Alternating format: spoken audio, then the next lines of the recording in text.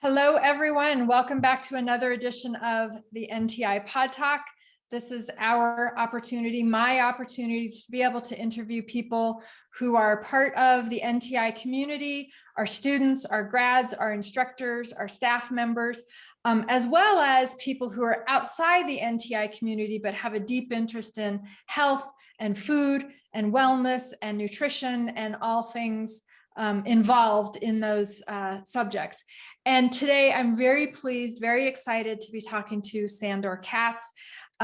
He is the, I don't know, I think of him as the king of fermentation. Sandor was one of the initial authors of sort of mainstream books that really talked about fermentation and the benefits of fermentation. We'll talk a little bit about his books here in a little bit, but you know, Sandor is the go-to resource for understanding fermentation, all things fermentation. He's done a lot of research, traveled around the world, studied other cultures and their use of fermentation and fermented foods in their diets. And so he's a wealth of knowledge and information about fermentation. And I am so pleased to have him here. So thank you, Sandor, for being willing to do this today. So I appreciate that. All right. Well, it's my pleasure to be here with you, and thanks for having me. Yeah, absolutely. Anything in the brief introduction that I did that I got wrong or that you want to expand upon or clarify? Well, I mean, you know, personally, I think it's a little bit absurd to talk about me as the king of fermentation. You know, Okay. Fermentation is a phenomenon that people around the world have been practicing for 10,000 years. Sure. You know, I came to fermentation when I was 30 years old. So, you know, everywhere in the world there are practitioners of fermentation who are, you know, much more intimately acquainted with various fermentation processes than I am, and you know, I'm happy to be a popularizer of fermentation, and I'm happy to get people interested in fermentation. But you know, certainly fermentation, you know, all the fermentation practices predate, you know, my involvement with them. Yeah, absolutely. So yeah, that's the only thing I would clarify. Okay, all right, thank you. Fair enough. So you know, you said you came to fermentation at age 30. What was the impetus? What really got you into this? Well, I mean, you know, I will say that, I mean, I wasn't a total stranger to fermentation because, like almost every individual in almost every part of the world, you know, I grew up eating and drinking products of fermentation. And as it happens, when I was a kid, I was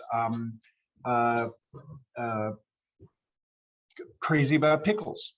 And but, you know, I love the flavor of pickles. I wasn't thinking about fermentation. I wasn't thinking about how they were made, but I was very much drawn to the lactic acid flavor of the kinds of pickles that my family was eating, the traditional Eastern European style cucumber pickles, what we called sour pickles. So I was very drawn to this flavor of fermentation. I was pickle crazy. Then when I was in my mid-20s, I spent a couple of years following a macrobiotic diet, and macrobiotics places a great emphasis on the digestive benefit of eating pickles and other live ferments. And so I started seeking out these foods more regularly as a health practice. You know, but I also noticed that the pickles that I'd been eating my entire life, whenever I would bite into them, I could feel the salivary glands under my tongue squirting out saliva. And I really began to associate these foods in a very tangible way with getting my digestive juices flowing. But still, I mean, I had no particular reason to investigate how to make them myself. And, you know, when I was 30, I moved from New York City, where I had lived my life until then, to rural Tennessee. And among the changes at that time is I started gardening. And the first season that I was gardening, you know, I had this revelation, which, you know, turns out to be obvious, but I had just never thought about it. I was such a naive city kid that it never occurred to me that in the garden, all the cabbages would be ready at about the same time. All the radishes would be ready at about the same time. So the first year I was gardening, when I was faced with this, you know, kind of predictable fact of agriculture, and we had a nice bed of cabbages, I decided I'd better learn how to make sauerkraut. I knew that I loved sauerkraut. I knew that sauerkraut had something to do with preserving cabbages. And suddenly I had all of these cabbages. So I looked in the joy of cooking. I got my start fermenting from a recipe in the joy of cooking, and I learned how very straightforward and simple it is to make sauerkraut. And I made a batch of sauerkraut. It was incredibly delicious, and then I just started tinkering and playing around. You know, what happens if I add carrots? What happens if I use turnips and no cabbages? Oh, maybe I should learn how to make yogurt. I mean, I just started. I just started going down the rabbit hole of fermentation after that first experience. And I mean, turns out fermentation is incredibly important, and a vast range of everyday foods that people enjoy are products of fermentation. And there's nothing particularly mysterious about the phenomenon of fermentation, except that it has largely disappeared from our kitchens and our communities. So we sort of project this complexity on it. And, because it largely disappeared from people's households and communities in the same period of time as, we became aware of bacteria, we became afraid of bacteria, what I call the war on bacteria. It's very easy for people to project their anxiety about bacteria onto the process. So, I can't even count how many times I've had students, hold up a jar of vegetables that we had just shredded and salted and stuffed into a jar and look at it and say, how can I be sure I have good bacteria growing in here and not some dangerous bacteria that might make me sick? So I think that there's a tendency for people to overthink the process of fermentation. And so, really, I've ended up, devoting myself to demystifying the process of fermentation. I've written several books on the process. I've taught, hundreds, probably more than 1,000 fermentation workshops. I teach them where I live in Tennessee. I've traveled all around the U.S. and I've traveled to many parts of the world, teaching fermentation workshops. And, what I found is that there's just a huge hunger for information about fermentation. And I think that, particularly since around the dawn of the new millennium and the release of the Human Microbiome Project, there's been a growing recognition that bacteria are not just pathogens, that bacteria actually are the matrix for all life. And, our human bodies depend in many different ways on bacteria that we are host to. People are looking to these traditional fermented foods as, sources of probiotics to, improve biodiversity in the gut. And and potentially improve health as an outgrowth of that. But anyway, that's how I got into it. It was really more than anything through gardening, but I have had this lifelong predisposition to certain flavors of fermentation. Yeah. So of course, you came to it from your bounty crop of cabbages, because of course you can't eat them all fresh at the same time. So fermentation is a method of preservation, and likely in many places people can't grow fresh food during the winter, and so they would traditionally have used fermentation as a way to preserve summer crops, that they could continue to partake in these foods throughout the winter months. And you already mentioned a health benefit, a nutritional benefit of helping with the gut microbiome.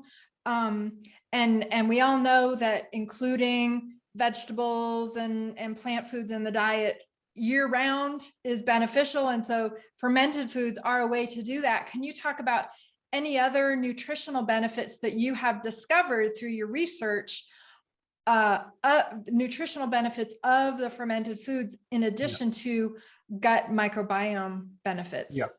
Well, okay. So first, let me just back up a little bit and just sort of talk about practical benefits of fermentation. And among them are nutritional benefits. So preservation is important, but not all fermentation processes preserve food. I mean, nobody's ever fermented a grain or a bean in order to preserve it, because those foods preserve so effectively in their mature, dry state. And the first step of fermenting them is always adding water. And so, as soon as you begin fermenting them, in a way, you're diminishing their shelf life. So, Yeah, you're right. I mean, so many ferments, are strategies for preservation. I mean, certainly the fermentation of vegetables is a strategy for preservation. The fermentation of milk. I mean, really, until the 20th century, fresh milk, as we grew up drinking it, wasn't a possibility unless your family had a cow or a goat. Yeah. So, fermentation was a way of, turning the milk into yogurt or kefir or cheese. These are all strategies for prolonging the life of the milk, preserving it. Beyond preservation, we can't ignore flavor. I mean, fermentation creates exciting flavors. I mean, virtually every condiment, which are things that we use to excite the flavors of food. Virtually every condiment is either directly fermented, as in the world's ancient condiments like soy sauce and fish sauce, or else they rely upon vinegar to stabilize them, as in ketchup, mustard, mayonnaise, salsas, chutneys, etc. So, fermentation creates exciting flavors. Chocolate is fermented, vanilla is fermented, coffee is fermented, olives are fermented. I mean, just a huge range of the kinds of foods you would find in a gourmet food store are fermented. So fermentation also creates incredible flavors. Now, in terms of health benefits, I mean, I would basically break it down to there's 4 broad benefits to fermentation. And, there's a lot of diversity of fermented foods. I mean, a salami doesn't have exactly the same nutritional qualities as a piece of bread, and a piece of bread doesn't have the same nutritional qualities as a jar of sauerkraut. So, these are broad ways in which the process of fermentation transforms food. Number 1, I will call pre-digestion. This is the idea that nutrients get broken down into simpler, more elemental forms that are frequently easier for us to assimilate as a result of the fermentation. So for instance, I think the most vivid illustration of this might be soybeans. The reason why the vegetarian subcultures used soybeans as almost a singular replacement for milk and meat is that soybeans are considered to be the plant source food with most concentrated protein. The problem is that our human bodies cannot effectively extract the protein from soybeans, which have simply been soaked and cooked, which is why you rarely hear about people eating a big bowl of soybeans for dinner the way you might with lentils or chickpeas or pinto beans or many other legumes. And so thousands of years ago, the Asian cultures that pioneered soy agriculture recognized the indigestibility of the soybean. And, they developed all of these different ways of fermenting it. So, there's soy sauce, there's miso, there's tempeh, there's natto. There's actually many other variations on fermented soybeans. They involve different processes, different organisms, different lengths of time. But what they all have in common is that at the end of that fermentation, the protein is broken down into amino acids, the building blocks of proteins. And so this not only makes them more flavorful, it makes the nutrient of the soybeans more accessible. Another example would be that, in most grains, the mineral components are tied up in these chemical bonds that our bodies can't break down, phytate bonds. But as a result of fermenting the grains, it breaks down those bonds and you get higher measurable levels of dietary minerals like calcium, iron, and others.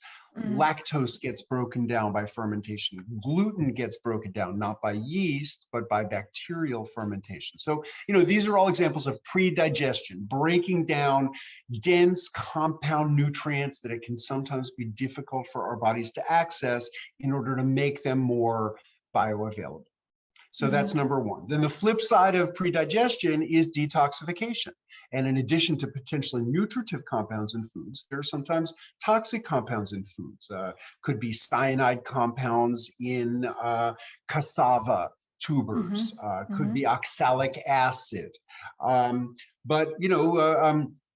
These two that I've just mentioned and many other toxic phyto compounds found in certain plants can be broken down by fermentation and and used to make otherwise toxic plant foods safe for consumption. And this is a really important application of fermentation in certain parts of the world.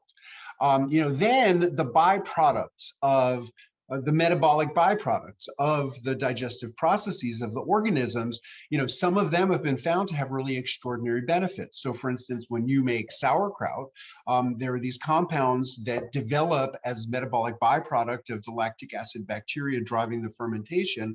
There are compounds called, oh my God, I'm blanking on the name of these compounds, but they're these anticarcinogenic compounds that develop as a byproduct of the fermentation.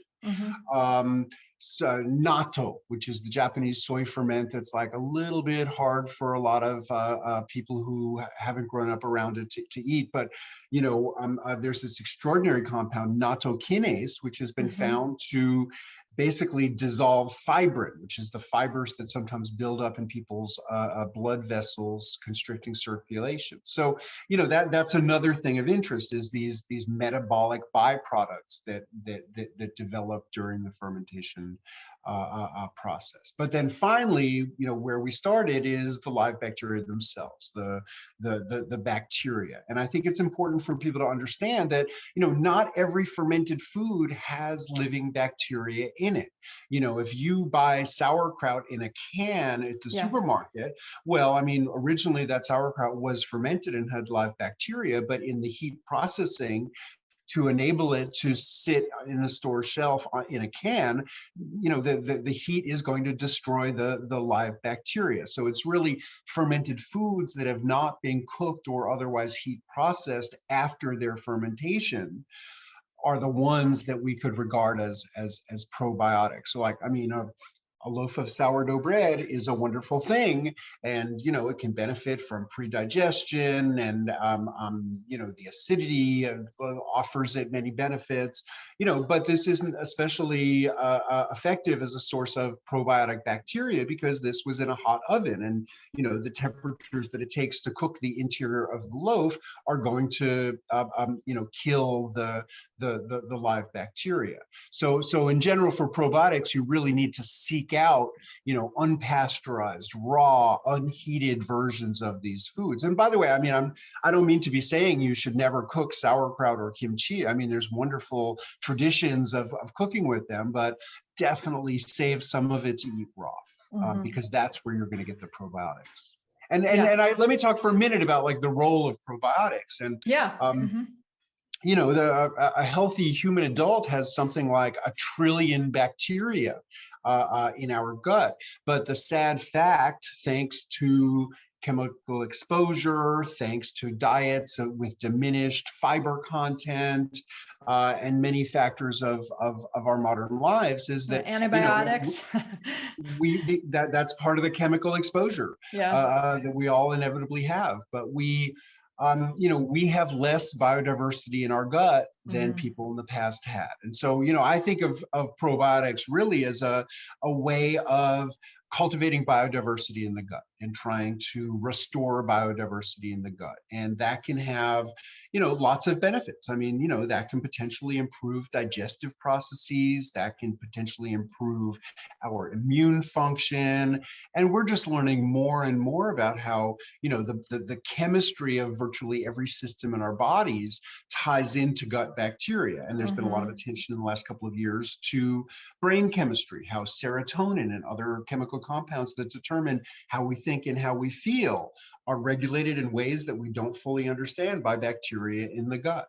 But diversifying those bacteria can potentially have an impact on our brain chemistry and any other system of our bodies. And I would say that, all of these benefits are really general. Anybody can benefit from improved digestion, improved immune function, improved mental health. When I start seeing people claiming that eating fermented foods is like a proven treatment for a particular disease process, that's when I start maybe shaking my head, because it's just not necessarily always so well documented. My attitude is more like, you know, it's very unlikely to hurt, and it may Mm-hmm. very well help, and you might as well try it. Mm-hmm. But you know, we can't expect that, like, you know, singular foods are, you know, going to be miracle cures. Yeah. But that said, I can say I have heard so many personal testimonial stories, particularly about digestive processes. Mm-hmm. People who have suffered for years, whether it's from you know, constipation, acid reflux, or you know, other kinds of digestive problems, reporting that when they start incorporating live culture probiotic foods into their diets on a regular basis, that you know, their digestive woes improve. Mm-hmm.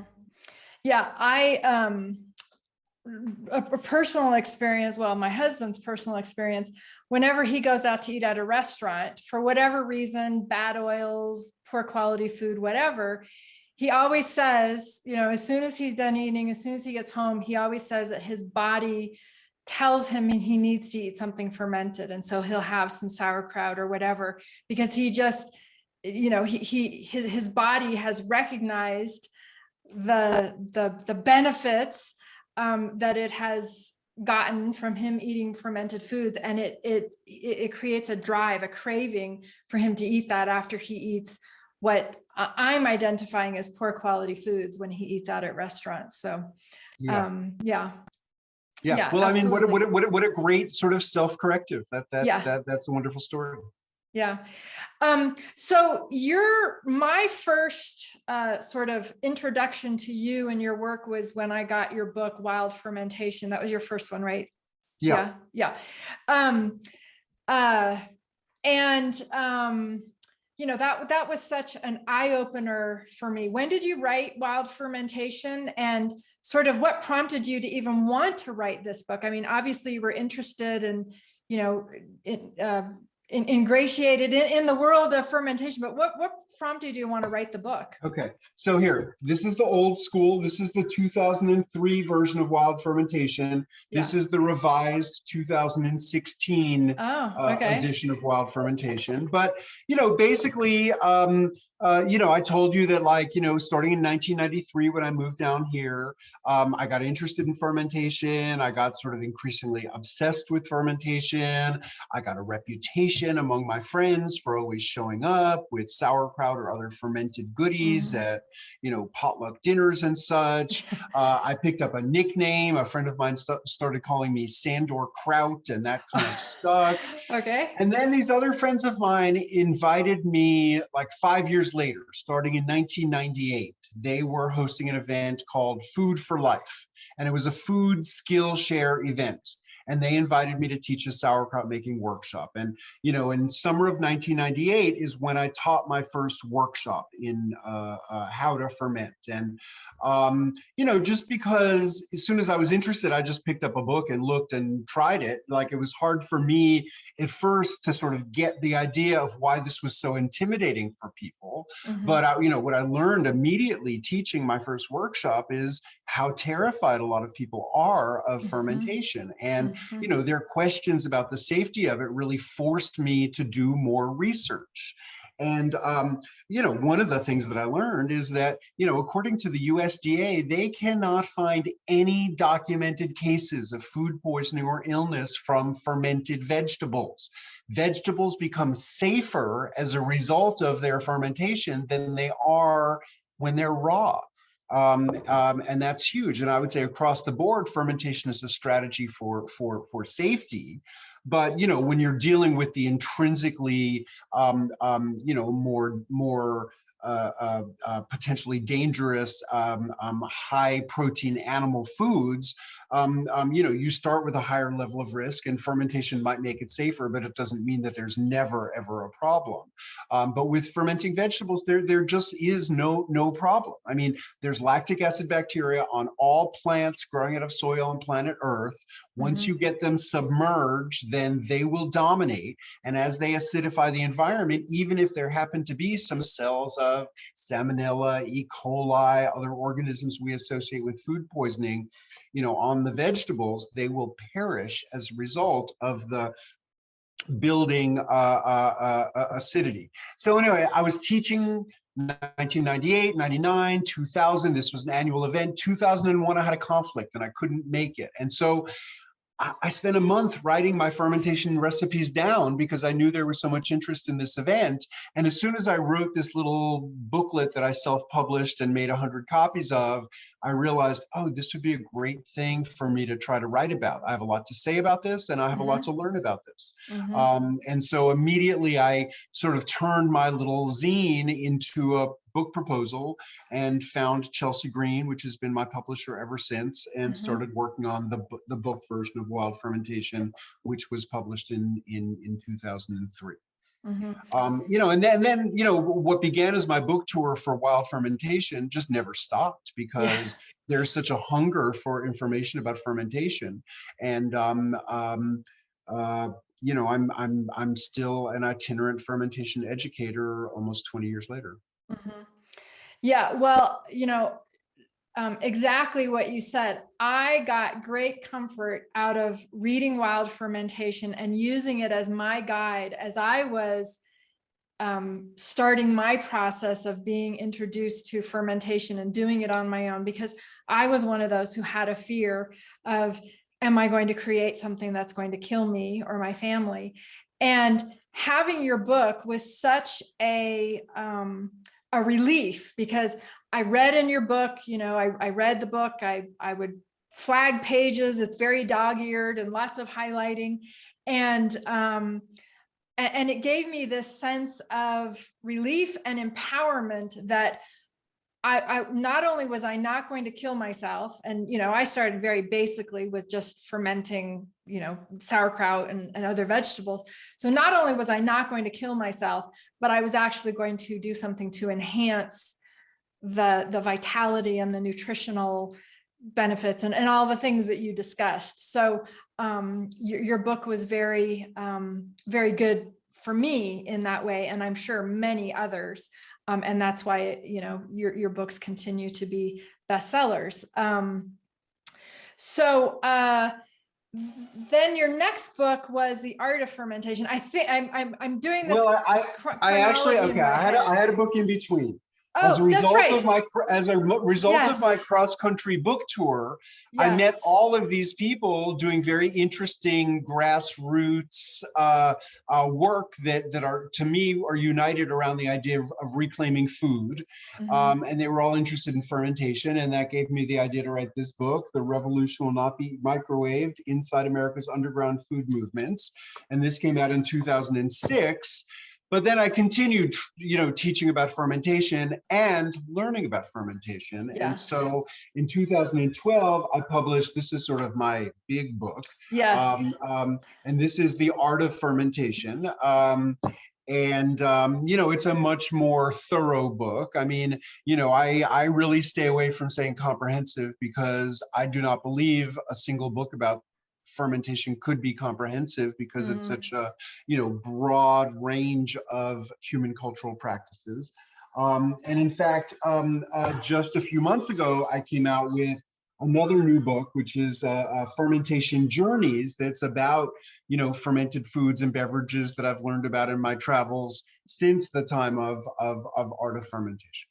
Yeah, well, and that's what I was getting at, is that my sense is that The Art of Fermentation potentially came out of or was a part of your traveling to other places and learning about other cultures and other traditions, and then, you know, writing about that. And so I'm really interested if you could share any interesting stories or you know, very unique things that you learned from other cultures about how they utilize fermentation and what they do. Do you have any quips that you could share with us about that?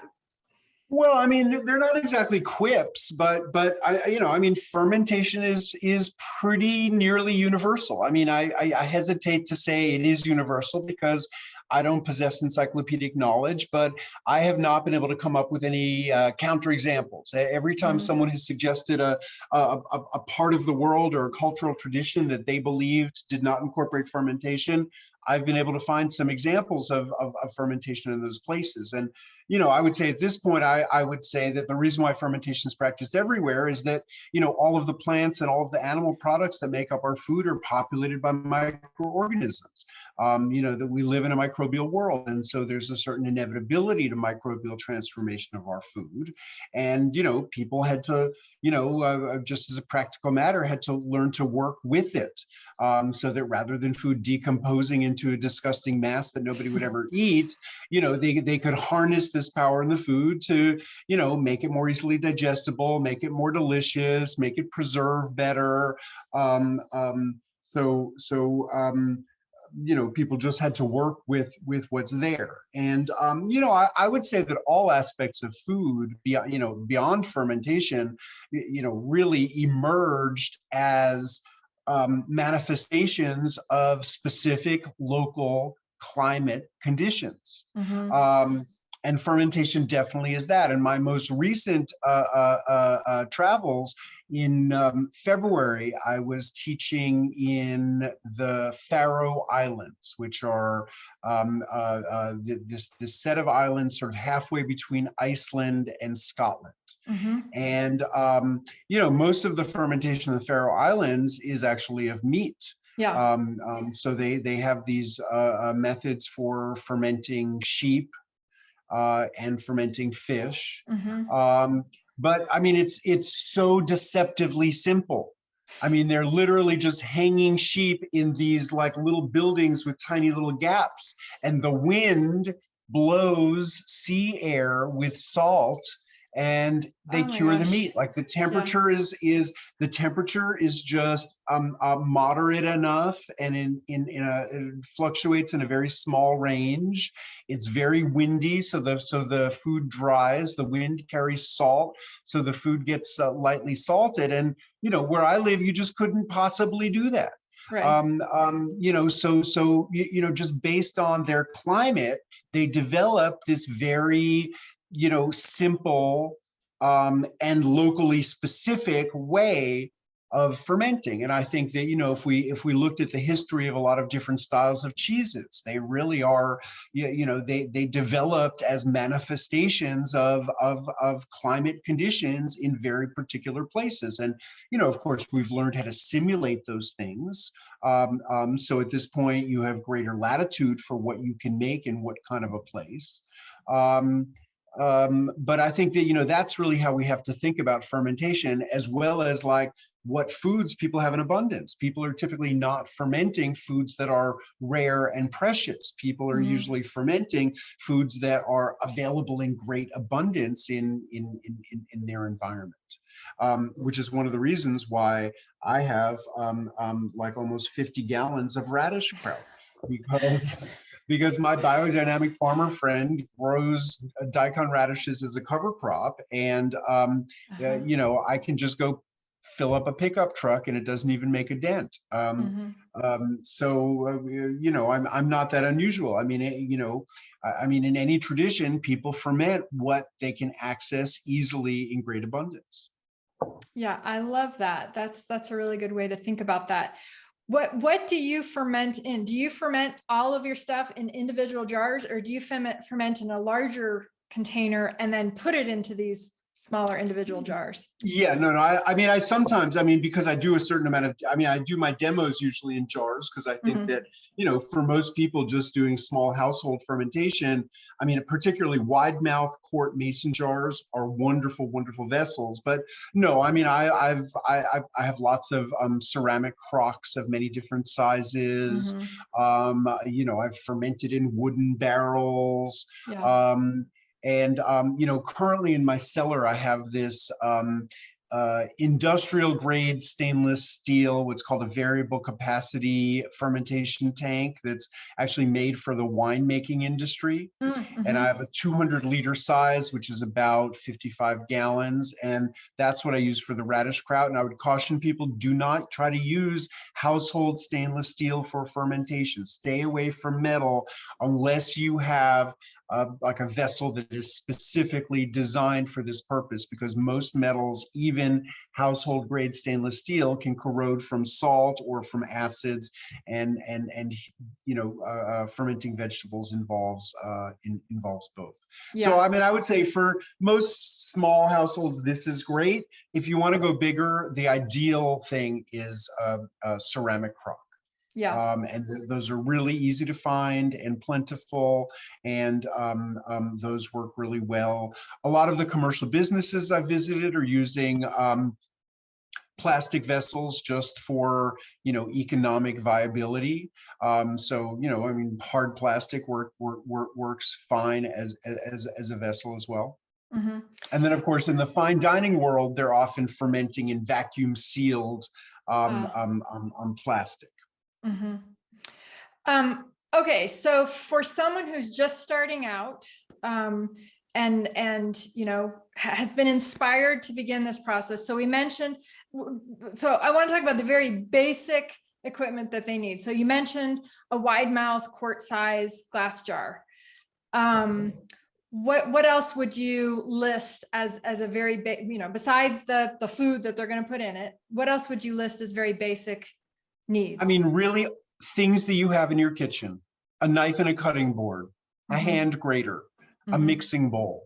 I mean, that's really all you need for fermenting vegetables. Yeah. All you need is to create surface area on the vegetables, be able to mix them up, salt to taste, season to taste, don't overthink it. This isn't rocket science. This is not dependent on, 2.25% salt or 1.75% salt. I mean, a lot, if you have a grandparent who grew up with sauerkraut and they learned from a grandparent, they're probably making it very salty, because going back just a few generations, this was survival. And if these are the last vegetables you're going to see for the next 6 months, you have a reason to use a lot of salt. But, if you're making this in 2022 and, you live in a big American city, like, you're not really doing this for survival through a harsh winter. You're doing this for, good flavor, for probiotics, to, nourish your family. And if you're making small batches that are not going to be storing for many, many months, then there's no reason not to, just salt it to taste. And in fact, you could use 0 salt. I mean, it won't have a very good texture if you use 0 salt, but, you can use exceedingly small proportions of salt. And, this has less than 1% salt, and this has been 6 months already. Mm-hmm.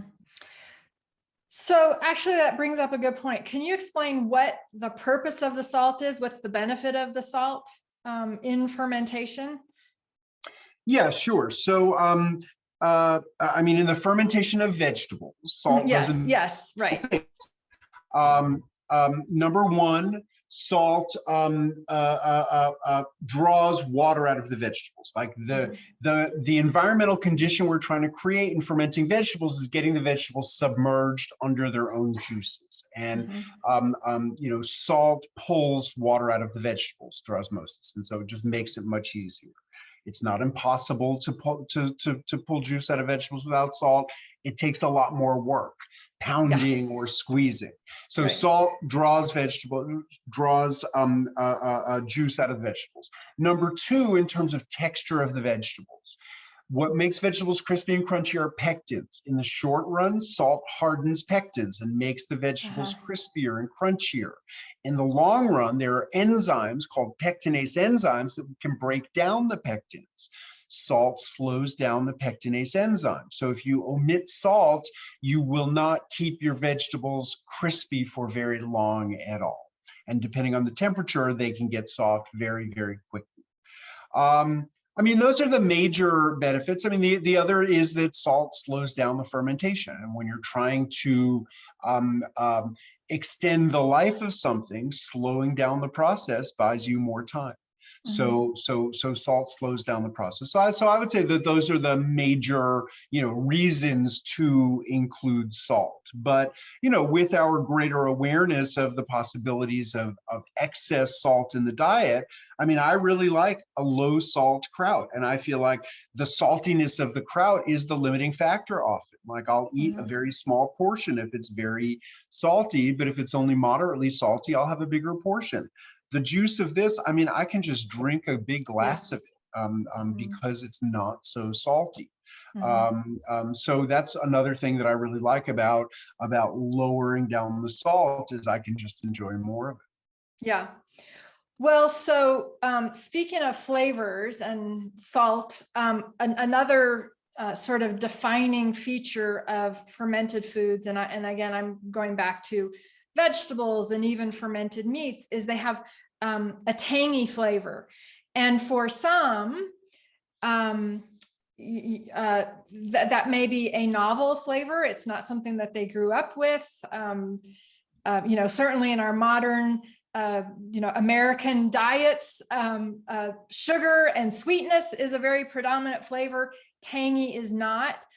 So for those people who may not be familiar with this flavor, like, can you talk about sort of a gateway entry into the world of enjoying the flavors of fermented foods? Is there one food that you would recommend? Like for you, you said you love the taste of pickles, and I have to say I do too.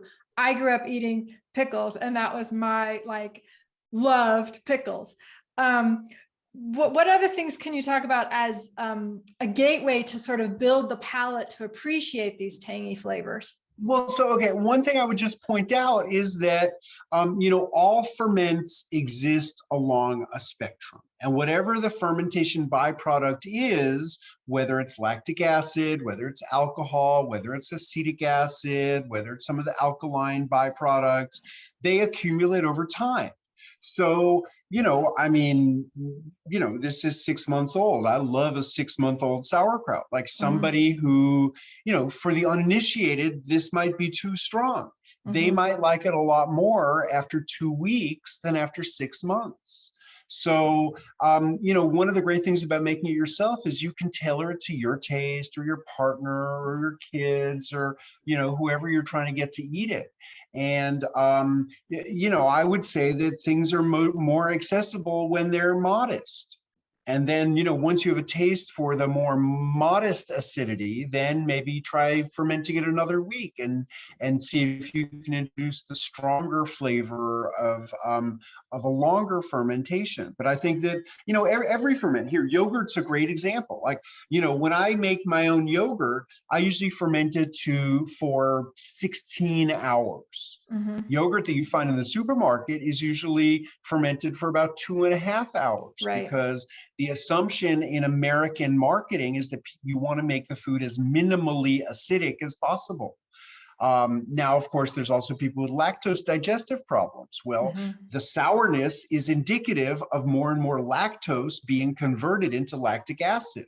So, there's trade-offs. I love it super tangy. Not everybody does, but that's one of the things about doing it yourself that I think can be beneficial, is you can tailor it to what you like. So, I just cannot recommend sauerkraut and related vegetable ferments as the perfect entree to fermentation. But, you might want to try, for some people, fermenting it for much shorter periods of time.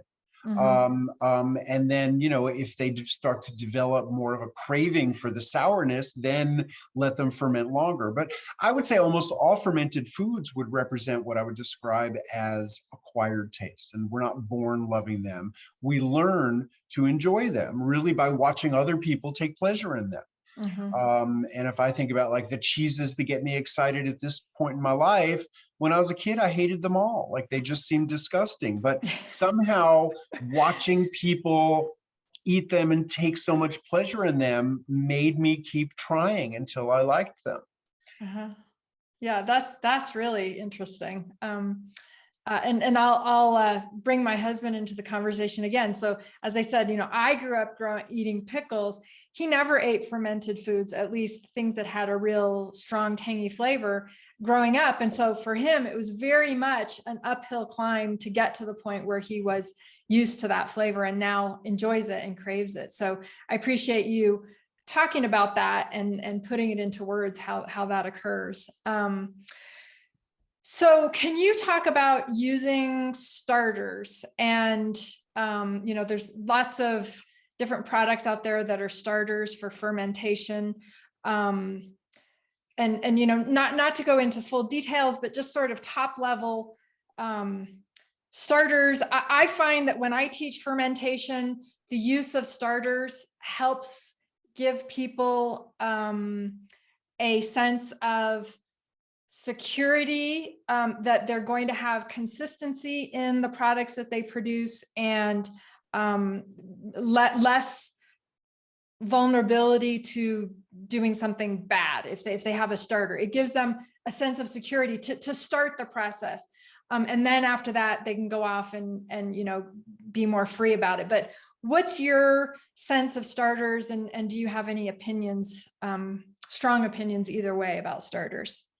Well, sure. Okay. So let me explain. Like, so the title of my first book about fermentation, Wild Fermentation, I didn't make this up. It's found throughout the literature, and it means something specific. And it means fermentations based on the organisms that are present on the food. Because in general, the organisms you need to ferment any food are already there on the food. Yeah. So, I mean, virtually all commercial fermented vegetables are made with spontaneous fermentation. The organisms you need are on the vegetables. In the 1940s, when the sauerkraut industry explored using a starter of Lactobacillus plantarum, they rejected the practice because their taste panels told them it resulted in an inferior flavor of the sauerkraut. Like, the organisms we need are on all vegetables. Like, sure, there are people who will try to sell you a little white powder to add to your sauerkraut, but I mean, I would say it's unnecessary. I would go so far as to say it's an exploitative product that's playing on people's fears. Great. Like, I mean, I would just say you don't need it. And you'll probably get a more delicious product if you skip it. Now, that said, I mean, there are certain things that you couldn't necessarily make in your environment without a starter. So, I mean, there were no pure culture starters until like just around the beginning of the 20th century. There was no packet of yeast. That's a 20th century invention. And yet people have been making bread for 10,000 years because the yeasts and the bacteria that are used for making bread are on the wheat and on the rye and on the buckwheat and on all the grains. And, I mean, it's not bad to use a packet of yeast, but it's not necessary, and it wasn't a problem, and it wasn't a possibility until the 20th century. If you want to, make tempeh, you need a starter. If you live in the right place in Indonesia, maybe you don't, but if you're anywhere else, you probably do. So, one source that has like a lot of different starters would be culturesforhealth.com, and I've gotten good quality starters for them. But really, if you just look on, if you just search on the internet, you'll find lots of different sources for different kinds of starters. If you're looking to make yogurt, like the traditional way to make yogurt, the old form starter is backslopping. You take a little bit of the previous batch and use it to start the next batch. That's what I've been doing for 25 years with my sourdough starter here. It started as a wild fermentation, but then I've been perpetuating it. So, for years I used just commercial yogurt from the store as my starter, but I found I could only do a generation or two. And then finally I got a hold of an heirloom yogurt culture. So I'd say if you want to buy a yogurt culture, I would look for an heirloom culture. And those people, Cultures for Health, have some. And if you just search online, you'll find other heirloom cultures.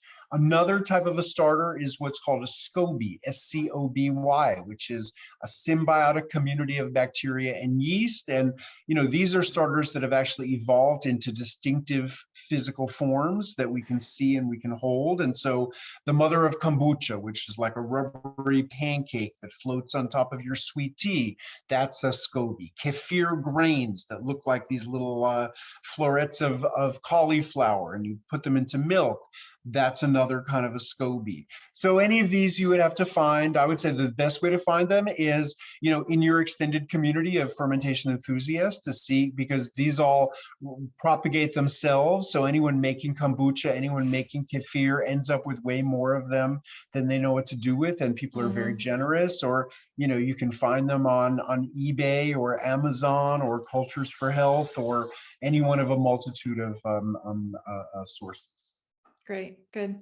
Yes, we make kombucha in my house. My husband makes kombucha, and we have way more SCOBYs than we ever know what to do with them. So they end up going into compost in the garden. So All right. Well, the last question I wanted to ask you about is your book, and I'm the title of it is failing me, but the one with all of the images, Okay. yeah, that Fermentation one. as metaphor. Oh my gosh, the images in that are just amazing. So can you talk about what prompted you to put that book together, and those images are just fantastic. Sure. So, I mean, this book is two things. I mean, it's all of these, microscopy images of, different organisms, and different foods, running alongside, sort of an extended essay that I call Fermentation as Metaphor. And what you won't find is practical how-to information that you'll find in the rest of my books. But if you're interested in thinking about fermentation, lots of hopefully interesting perspectives. And what I would say is that as soon as I started getting obsessed with fermentation, I kept noticing.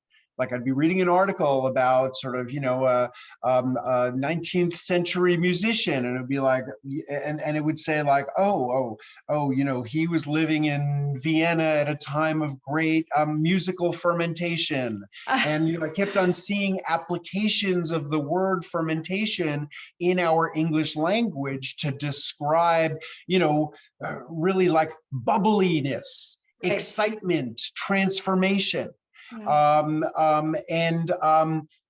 People use it in every realm. I mean, people talk about spiritual fermentation, artistic fermentation, political fermentation, anything, anything can be fermented.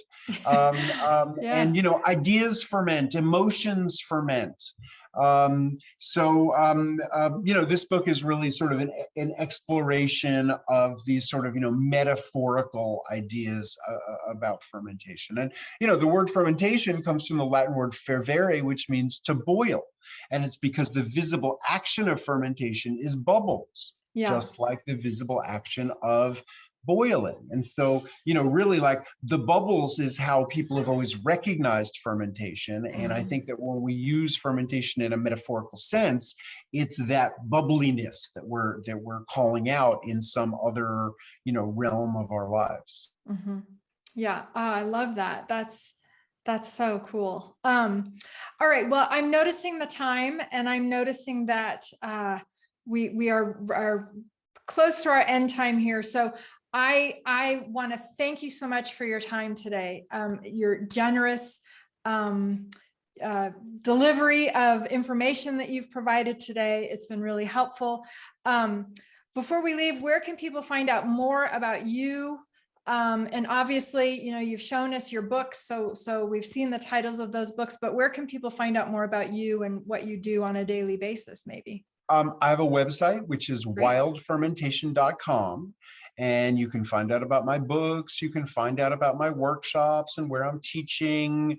You can find links to all kinds of fermentation-related resources on the World Wide Web. So definitely, if you're interested, check out wildfermentation.com. Great. Quickly, your workshops, are they all in person, or do you also teach virtual workshops? Because I'm sure that will come up. Oh, no, I teach. I mean, especially like, since COVID times, I've been doing lots of virtual teaching. Okay. Yeah, I mean, no, I do all kinds of formats. Great. Yeah. Perfect. All right. Well, it has been a pleasure talking to you today, and I have greatly enjoyed it.